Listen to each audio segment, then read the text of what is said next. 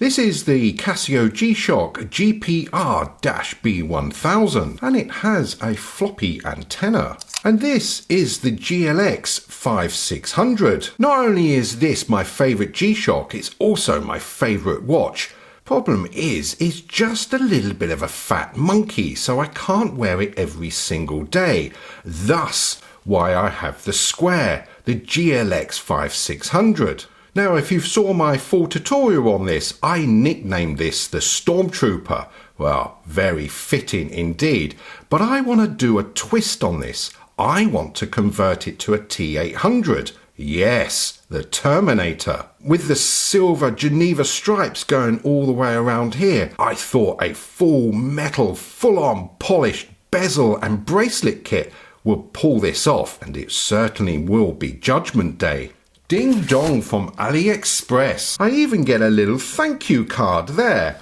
And here it is, the bracelet. The bezel is in the box, and they've even sent me a little bracelet splitter like this. Yeah, it's a little bit cheap, but hey, it's a thank you, and it's free. Oh, giving birth.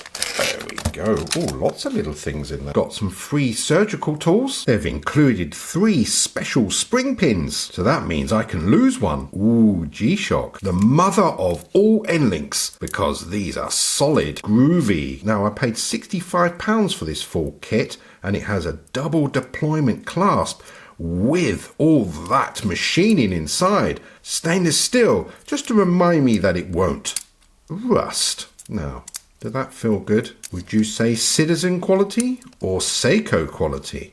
I'm going more but for £65 all in, I can't really moan, can I? Can I? Oh, stickers, stickers. 5, 6, 10 series. Oh my gosh, how do you get into this? Have I got to smear silicone all over you? I shouldn't have cut my nails. Ah, what do we have inside? Hang on, smell check. Oh, whistly nose. Get a set of 4 bezel screws, and notice that they have slot heads. There isn't a spare one, Mr. Rangeman, so don't lose any. Couple of screwdrivers there, and here is the bezel. Let's pop that out. Look at that, and it has the G-Shock, and it has protection, my favourite word. So this is a very important piece of information. Now, this bezel is for the 5, 6, 10 series, while this bezel is for the 5600. And the big difference you need to look for is this part here between the buttons. So look at the 5600 version. Look at that. That's basically almost like a square. Well, this is a rectangular on the 5610 series. So that is the big difference. Also, the spacing between the buttons on the 5610, it's just a little bit wider than on the 5600. So if you're in the market for one of these, just make sure that you get this end correct. Otherwise, you're gonna be a bit of it. So before you go any further, just match it up. You can see, look at that. It's absolutely perfect. Safety first, better get my finger doms on. Last one. They're actually called finger clots, but I prefer finger doms. Oh, got one for the weekend. So let me do a full tutorial on how to fit this, and I'm going to use the tools that were supplied so we can see exactly how they get on. Before I go any further, let's have a little weigh before and after. So we have 53 grams. So the first thing I would recommend is get rid of the strap. So let's use this special tool here. It'll be this special tool here. Now this is going to be a little bit tricky. Now in there where the spring pin is, there's a little lip, and you need to get that over the lip, shove it in there, and then give it a little bit of a force down. You see that come out? Look how, boom, look how easy that was. And basically the other side is just repeating it. So let's get that in there. That is how easy it is, and you really want to push those down out the way because you don't want to scratch these parts here on the lugs. And I've done a good job there, didn't I? Well done, Mr. Rangeman. I've already bent the tooth. Look, you can see that slots into the groove there, and then you push down like that. So you're not digging it into the lug there, because that's just made of plastic and it's quite soft compared to metal. So anyway, you get the idea. That is now free. I'm going to use the crosshead screwdriver that's supplied, because on the original screws they are crossheads. So let's see how they fit in there. Are they? I'm going to say they're okay, but the thing is, if you want my honest opinion, nah, they are proper poop. So I'm going to use a proper screwdriver. There it is. That's what you need. You need a decent screwdriver. Really do recommend good quality tools. Don't know if Aliexpress is the place for this, but anyway, I'm going to choose this weapon. Right, let's see what the difference is like. Let's get that in there. A little bit of firmness, and oh my word, that is wonderful. So I'm just going to loosen those and just let them drop on this mat. I do recommend to get one of these mats, because they're also anti-static as well, so you can repair your phones. And on the side here it has these little squares where you can just put little objects in there, especially these screws, and they won't fall off, especially when you sneeze. Now getting the case off. Now I would work on this side here, because you have the adjustment button, which is a little bit more recessed than the other buttons. Well, that's normally the case, so I'll just prise on that one and then work my way around and see how easy. See, that is really easy. Oh, it's quite yellow in there, isn't it? And that's what it looks like naked. Look at that, all white resin plastic case. So let's unwrap this little beauty. There is some satisfaction about peeling stickers off. And look at that. So let's drop that onto the case. And I have given this a clean, and just drop it on like that. Just absorb that. Look at that. It's looking good. Just to mention that on the original G-Shocks they had the slot heads, and on the later versions they went to the cross heads. On the B500 series they also went back to the slot head, so dump that and go straight for the slot head. Top tip, don't have a big camera in your face. This is going to be quite tricky. Now I'm going to use this supplied screwdriver, because that can't go wrong, can it? And this is not easy. There he goes, it's on. So keep the pressure on, not too much pressure, and feels like the threads are a little bit wider, so I can feel some tension there, which is a good thing. So what I'm going to do that off camera, because I really need to have that aligned. But anyway, you get the idea there, don't you? And there it is, the screws are all fitted, and I must add that they do recess in a little bit deeper than compared to the original. I do like the slot heads there, and I've tried the buttons out as well. They are much easier to operate compared to the resin bezel. So for those who want it a little bit easier, then that's an idea, isn't it? I could just wear it like that. So I've got a 7.5 inch wrist, so I'll put the bracelet on there, and look at this, watch this. I could almost link that together and have it like that without the watch. So I'm going to have to remove some links. Now the bracelet does taper down from the end link, so I'm going to remove the second link here, and I'm also going to remove this link. I feel like a couple of links at least. So I'm going to have to peel that off. We should do it together, look.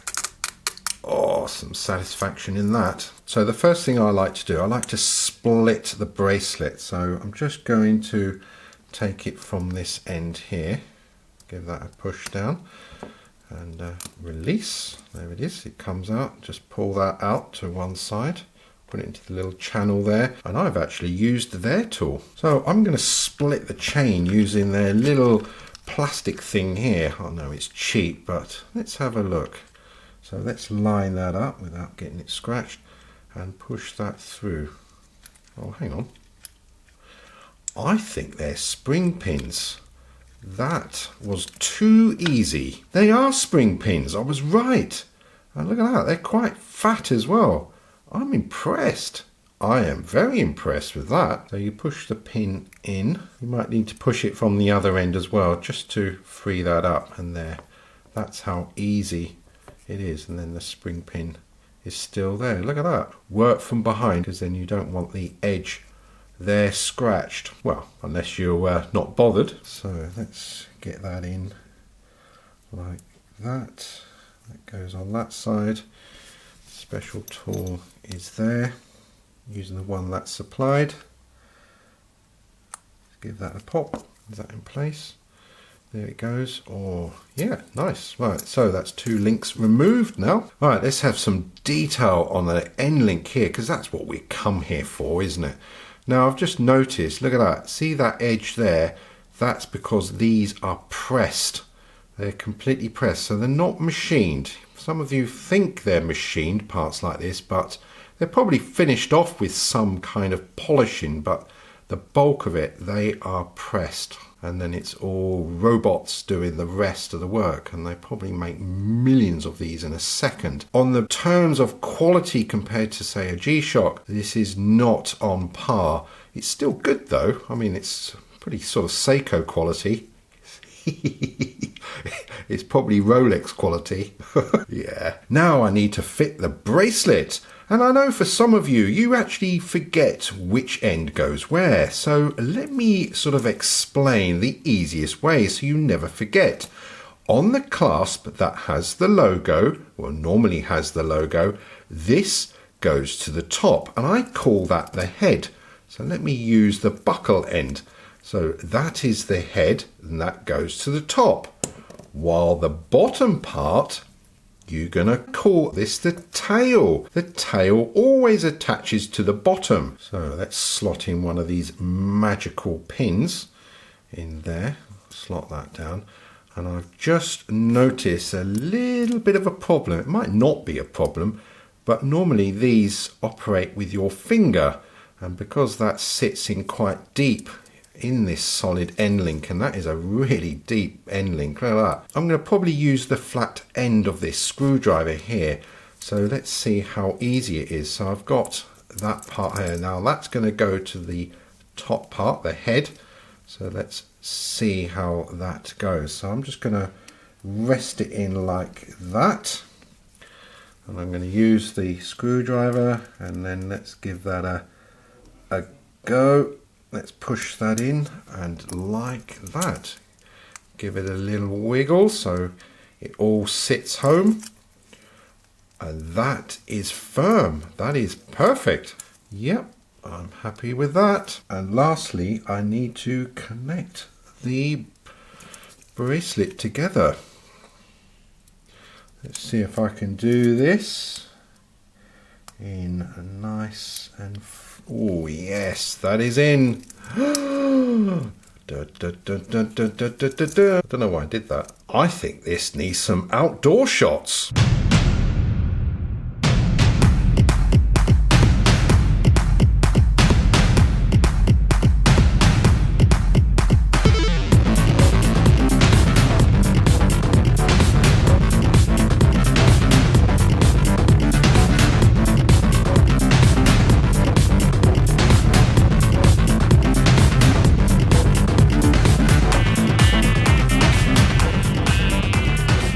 It is now a fingerprint magnet, but who cares?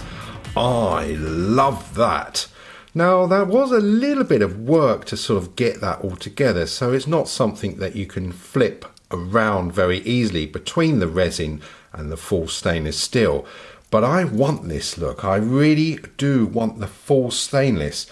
Now, I wasn't really interested about the B500s because I felt like if you get a little scratch on them, they lose a lot of money. Whereas this, being that it's around about 100 quid, all in, that's everything. I can now just use it and enjoy it. But I also want to keep it looking nice. But this is now my very posh G-Shock. Now, that's unusual for me. Anyway, that is the T800 Terminator. As always, that is the time. Thanks for watching. Dun dun dun dun dun. Dun dun dun dun. Dun dun dun dun dun. Dun dun dun dun dun. Dun dun dun. Oh,